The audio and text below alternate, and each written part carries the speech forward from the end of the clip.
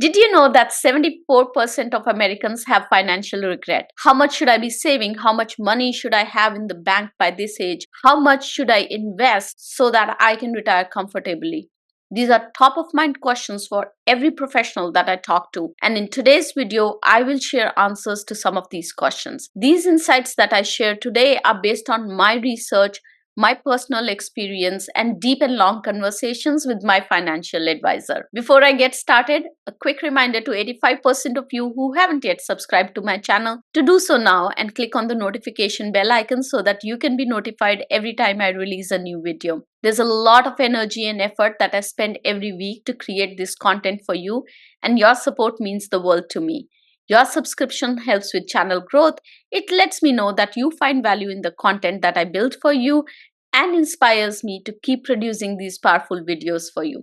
And now that we have you subscribed, let's get started. Actually, a quick note before I get started. I'm not a financial advisor and this video is for education purposes only. The aim of sharing this video and the knowledge in this video is to get you started thinking on some of the aspects of financial freedom so that you can take the conversation forward with your financial advisor. While I started saving money when I started my first job, I really didn't start investing till 2015. So I have made mistakes in terms of not leveraging the compounding growth. I'll talk about some of those mistakes in these videos and what I should have done differently. It's a long video with a lot of information and valuable content, so make sure to watch the complete video and take notes as we go. And since the audience on my channel is from a wide age group, anywhere from 18 years to about 60 plus years, we'll cover that whole span. Let's get started with teens. Because many of the folks in the US and now even in India start making some money in their teens, or as parents, we have an option to invest in our children's future. In your teens, you have an opportunity to build your financial foundation. It's interesting that our schools do not have courses that teach about financial planning, and I think it's a big miss. So in this video, I'm going to cover some aspects of it. This stage is the biggest opportunity to create an abundance mindset and start building your beliefs around money. I missed out on that opportunity in my teens and grew up with a scarcity mindset around money. So if you're in the teens, or if you have kids who are teenagers, here's my advice. You probably have summer jobs that pay you $15 to $20 an hour. Most of us think about this money as great pocket money or candy money or the money that we can use to buy our wants. However, this is the perfect time for parents to open an investment account for the children and encourage them to put a nominal amount, even like $10 a week, during the time when the children are earning in summer months or other times of the year. At this stage, it's less about how much money they are putting in the account and more about learning the concept of investment and compounding growth. It's also about building a mindset where money is an enabler and helps you build a life where you are not stressed out about money because it's growing in your investment accounts. For example, I opened an investment account for my children last year with the gift money they got on their birthdays and the elementary school graduation. I invested in an SP 500-like fund, which has an average annual return rate of about 12% over last 10 years. There are various options that are available with investment companies like Fidelity to open these accounts. If you're already working with a company and contributing towards 401k, you probably have a Fidelity or a Morgan Stanley or any kind of investment account that's there. You can easily create those investment accounts for your children in the same parent account. You can do it in minutes for free and can self-manage these accounts. There are various calculators that are available online that can help you calculate how much returns you will get after 5 years, 10 years, 15 years, or 20 years. If you are a parent who is watching this video, make sure to do this exercise with your children. Allow your children to play with the calculator with different recurring monthly investments. When they input the monthly investment and see how their money is going to grow, they become aware of the power that they have in designing their financial future. The goals at this stage should be to become aware of the power of compounding, get in the habit of investing, however small it might be, and working with various calculators and tools to monitor the progress of your accounts. Now, Let's move on to 20s. This is probably when you have just started working. You're likely earning an entry level salary, which is anywhere between $35,000 to $50,000 in the US. If you're in non tech fields, if you're in technology fields, you might be around anywhere between 75 to 100K at this stage. Many of you might have student loans at this stage. It's also a time when for the first time you're taking responsibility of all your expenses, including your health insurance. Many of you are also for the first time experiencing a regular monthly paycheck coming in, which is anywhere between $2,500 to $3,000. As tempting as it might be at this stage to use this paycheck to fulfill all your wishes, the wishes that you were not able to fulfill when you were getting an allowance from your parents, this is the time to build solid financial habits. Create a budget.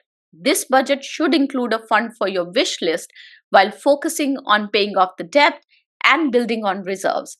Given the current job market, I would highly recommend that you have 1 to 2 months of living expenses in a readily available bank account. Once you have this reserve built, you can then focus on investments. This is also the time to find resources and ways to build your financial and professional skill set. You'll be surprised how many courses are available for free to upskill yourself. I have a whole video on that. You can go check out my YouTube channel for this. If you are unable to find a course for free, but think that taking that course would really help with your professional growth, go ahead and use your discretionary budget money to join the course. Two things that I want to address over here. First is to focus on building assets rather than liabilities at this stage. So rather than spending money on buying a fancy brand new car with a higher monthly payment, try getting a good quality pre-owned car for a lower payment and use the remaining money to invest or to upskill yourself or to pay off your student loans. When I was in my 20s, I paid premium to buy a new car. It was a lot of money for me at that time. But within 6 months of buying the car, I got an opportunity to move to the US, which meant that I could no longer use that car. The value of the car had significantly decreased because it was now 6 months old. It was no longer a brand new car. And I was stuck with paying high monthly payments. In the hindsight, I could have used that money very differently. The second thing that I want to talk about here is not to forego long-term investing because you're tight on money. This comes from a personal experience. Wants expand to consume money that's not invested.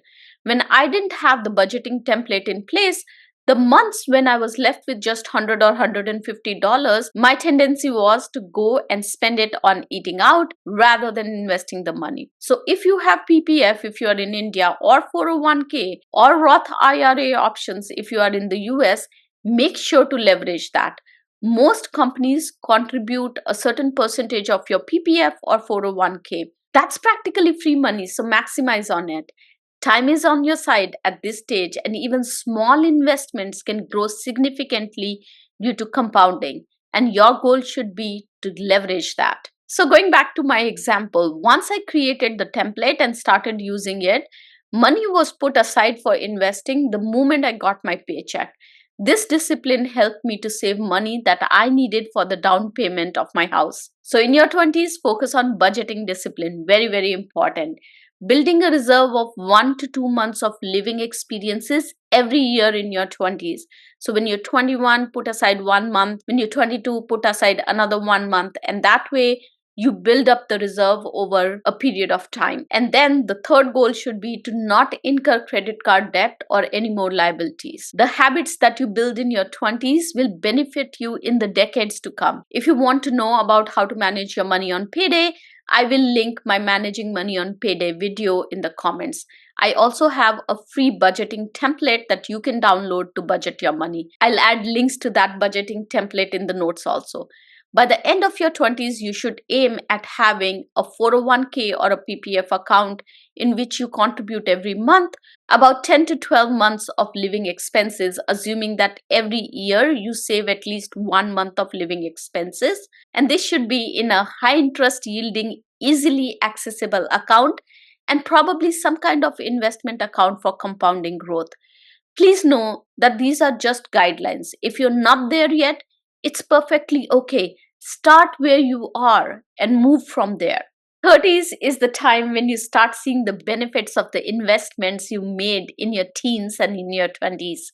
You'll have accumulated about 10 to 12 months of living expenses in probably a high interest yielding, easily accessible account. You would have also invested in your skills, so you probably have a few promotions under your belt or a few pay increases since you first started working. So in your 30s, you're probably changing jobs, getting married, having children, buying a house, building memories.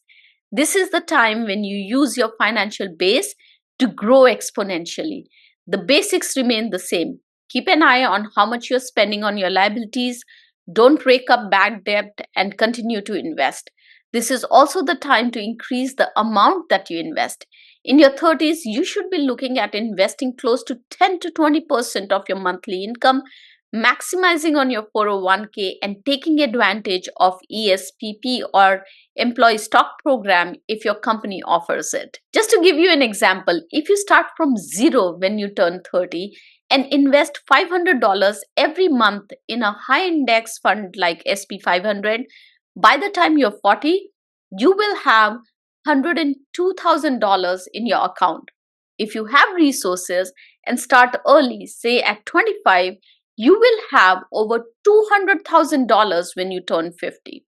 That's the power of compounding, and you want to make sure that you make the most of it in your 30s. Your 30s are also the time to review your taxes to ensure that you are taking benefits of all the deductions. So in your 30s, focus on maximizing your savings by investing about 10 to 20% of your salary, reviewing your portfolio to ensure that you're investing correctly and maximizing on tax deductions, and putting money aside for children's college fund or to fast track your mortgage payments. Your 40s are the time to start planning for retirement, and you don't need a financial advisor to get started. Most investment companies like Fidelity, Vanguard, and Charles Schwab provide free tools to plan for retirement.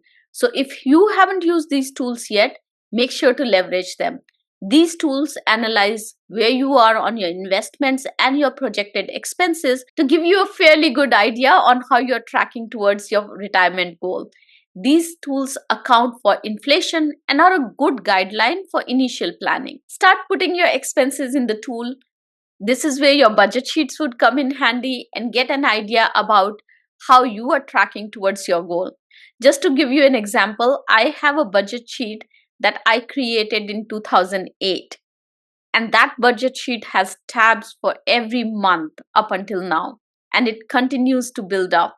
So I have records of how I was spending money starting August of 2008. So if I can do it, you can do it too. It's a very simple budget sheet. I don't overcomplicate it, but it gives me a fairly good idea of inflation, of how I have been managing my money, and also how my expenses are changing, and the categories as well as how much I'm spending based on my family's needs. Now, coming back to the tool, once you know the gap, you'll be able to work on a plan to fill it. Many people at this time also start building multiple sources of income as a plan for retirement. According to Fidelity, by age 40, you should have about 3 times of your yearly salary saved up. This means that if you're earning $75,000 a year, your retirement account balance should be around $225,000 when you turn 40. Your 40s are also the time to look at your family history and determine if and when you want to account for long-term care. If your family has history of Alzheimer's or other degenerative diseases,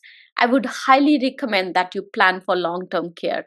If you have rental properties, account for monthly upkeep, property taxes, and insurance in your retirement expenses. Also keep in mind that when you draw from your investments, you will have to pay taxes on capital gains during retirement. If the gap between your assets and your expenses is substantial, you might want to consult with a financial advisor to build strategies to bridge the gap. The goal in your 40s should be to maximize on your retirement contribution and adjust investments as needed. Plan for your retirement, including medical expenses and dependent care, and explore multiple sources of income. In your 50s, you start shifting towards more stable investments as you near your retirement. According to Fidelity, as you enter in your 50s, aim to have 6 times your annual salary saved in various accounts. For those in US, now is the time to double down on your 401k deductions because you are now eligible for catch-up contributions, allowing you to contribute more towards your retirement savings and potentially reducing taxable income. This is a very important step to ensure more secure financial future as you approach your retirement. This is also the time to review your social security benefits and evaluate various health insurance options so that you know what are your options when you retire. The goal at this stage should be to evaluate your investment portfolio and assess the best age to retire. Now let's talk about your 60s. According to Fidelity, by age 60, your goal should be to have saved 8 times your annual salary. This is the time to build out an yearly monthly draw plan so that you can strategically manage your withdrawals, ensuring that your savings last throughout the retirement and that you maintain a desired lifestyle. Adjust your withdrawals such that you have minimal tax withdrawal implications and you don't outlive your savings. Review your expenses carefully to address any expenses that you might not have accounted for while you are in your 40s and 50s and adjust your portfolio accordingly. Remember that whatever I shared with you today in this video, these numbers are just guidelines. Most of us are not there where we need to be in terms of our financial goals. Either we start late or things happen in life that derail us. While everyone's situation is unique, the goal is to start early, stay consistent, and adjust your portfolio as you go. If you found this video useful, I would love for you to subscribe. Over 85% of the people who watch my channel have not subscribed yet, and your subscribing would mean the world to me. Thank you so much for watching. Have a successful week. Bye-bye.